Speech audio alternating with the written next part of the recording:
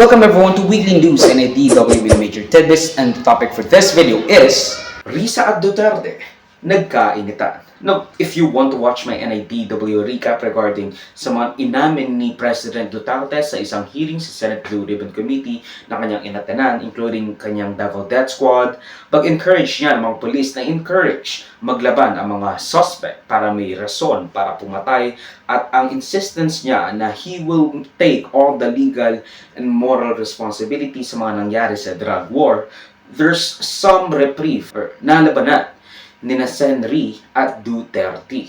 Isa sa mga abusing na labanan nitong dalawang ito ay regarding sa kanyang, again, pag-amin ng pag-encourage niya sa mga police na in-encourage niya raw ang mga suspect na manlaban para mapatay ito ng mga police.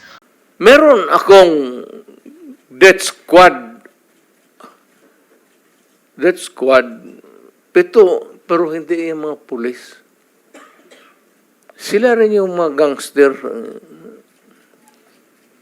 Yung isang Mr. Chair? gangster, utusan ko, patayin mo yan, kaya kung hindi mo patayin yan, patayin kita ngayon. Bakit mo isakripisyo yan sila? Kasi medyo nalito rin po ako. So, ibig niyo sabihin, gusto niyo proteksyonan yung police, ayaw niyo silang gamitin sa maipit sila kasi kung masuspend sila, kawawa pamilya niya. Tapos nabanggit niyo, may sarili kayo ngayong tinayo na hit squad. Is that what you're trying to tell us? Para hindi po kami nalilito po. I mean, can we be very clear? Hindi naman death Salitang, squad. salitang, ano po ito? Salitang diretso. Opo. Hindi naman death squad. Basta alam ng tao sa Davao na nandyan ako, at magkamali ka and you commit a heinous crime at walang mapuntahan yung agrabyado, ako yan.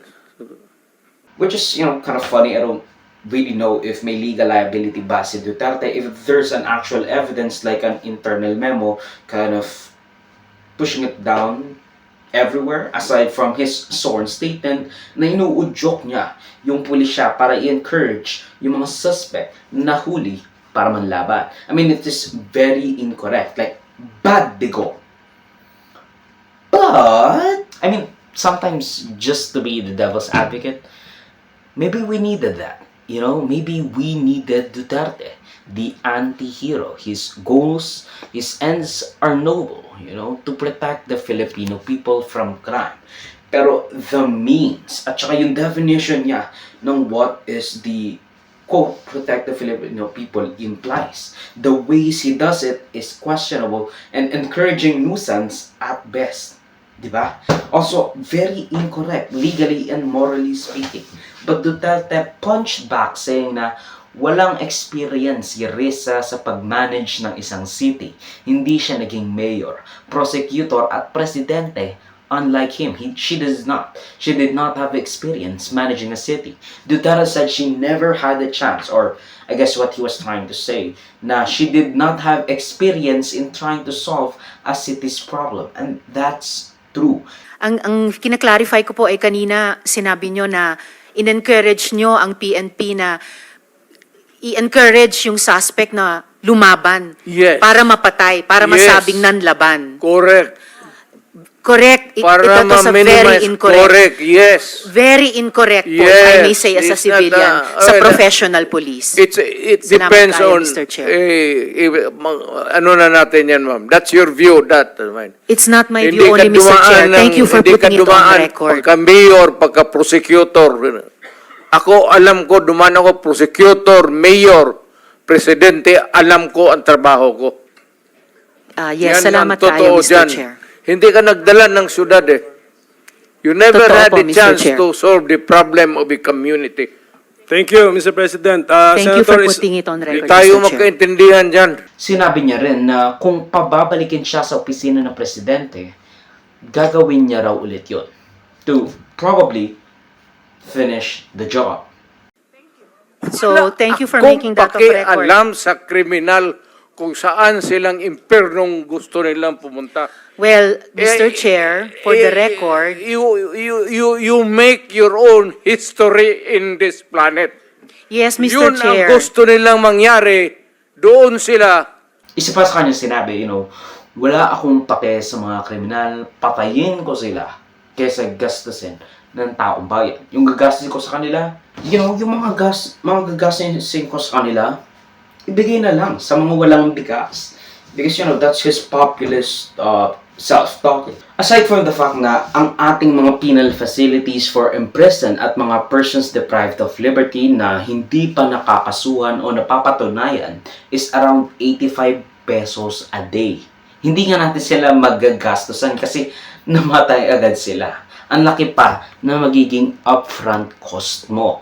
Hindi bahala, or sinabi rin niya na bahala na ang mga kriminal kung impyerno sila mapupunta. Let them be burned in hell. Doon sila magkikita, doon tayo pupunta. To which Senri responds by saying, I don't plan on being in hell. To which Duterte said, hihilahin kita, ma'am. Hihilahin kita. Yes, Mr. Yun Chair. ang gusto nilang mangyari. Doon sila sa impyerno at doon tayo magkita. Well, Mr. Chair, wala namang jurisdiction ng Senado sa impyerno. Dito lang sa bansa natin pwede tayong mag-investigate. Ba't doon tayo pupunta? Well, wala po akong ambisyon pumuntang impyerno pa. Pero Mr. Chair, ang hirain punto kita, lang ma'am. ito, Without further ado, let's go point by point sa mga revelations ni former President Rodrigo Duterte, starting with My job as president was never easy. And it was not meant to be. I have tried to do the best I can to address the problem of illegal drugs firmly and without compromise. For all of its successes and shortcomings, I alone take full legal responsibility sa lahat na nagawa ng mga pulis pursuant to my order. Ako ang managot at ako ang makulong. Huwag yung pulis na sumunod sa order ko. Kawawa naman, nagtatrabaho lang.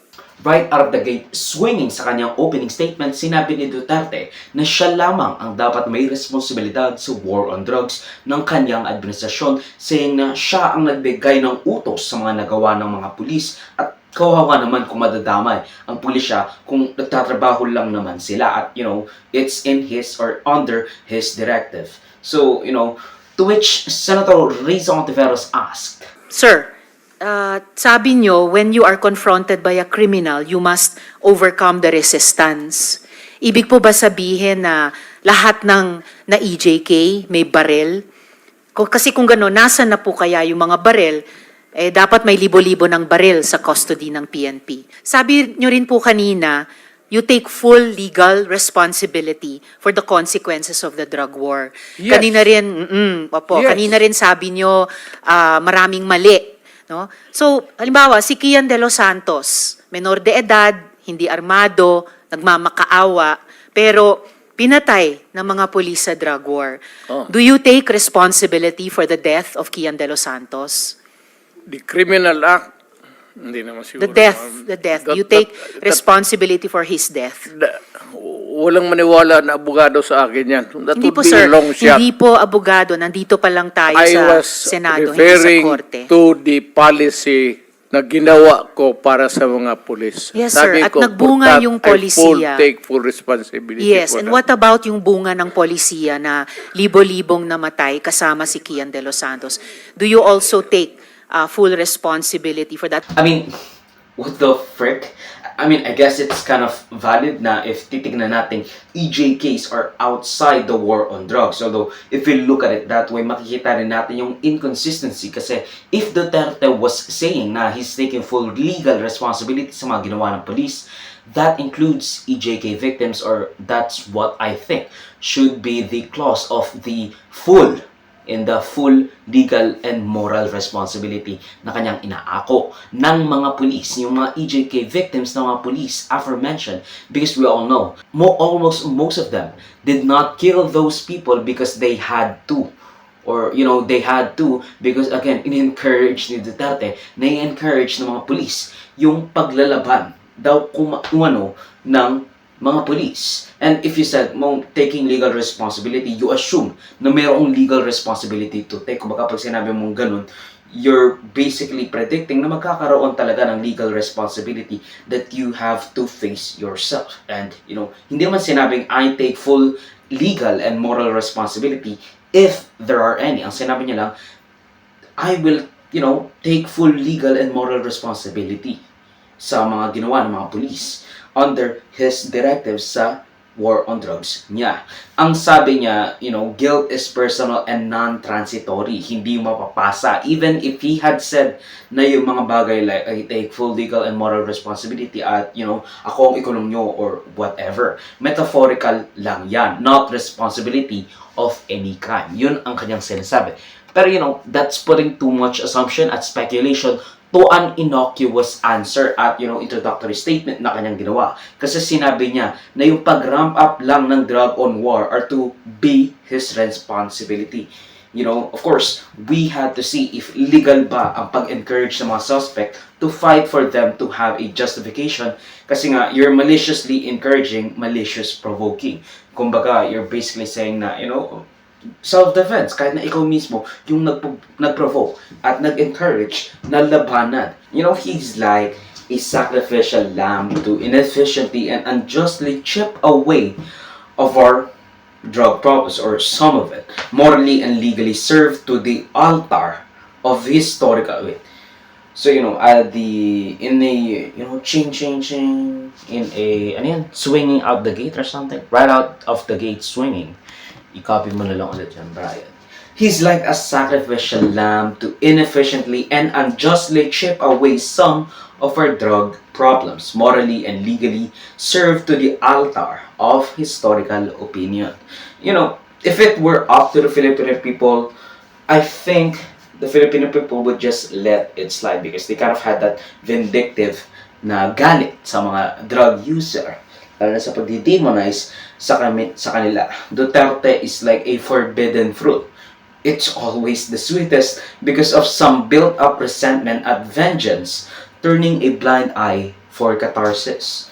Since, kailangan nilang mag-let off ng steam sa galit nila sa buhay, which binabaling nila sa mga dinidemonize at mga kriminal. And, that built up resentment, if they turn a blind eye, hindi mapapahamak si Duterte. At, may catharsis. Marami pang bombshell na awayan.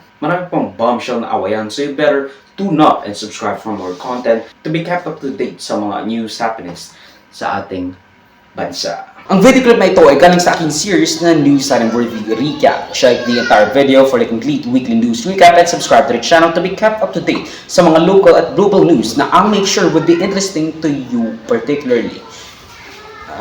Di ko alam yung name mo pero you should subscribe. Muhammad Smith?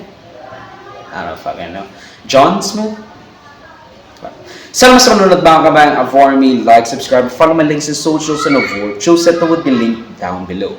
Sa susunod muli, of course, paalam.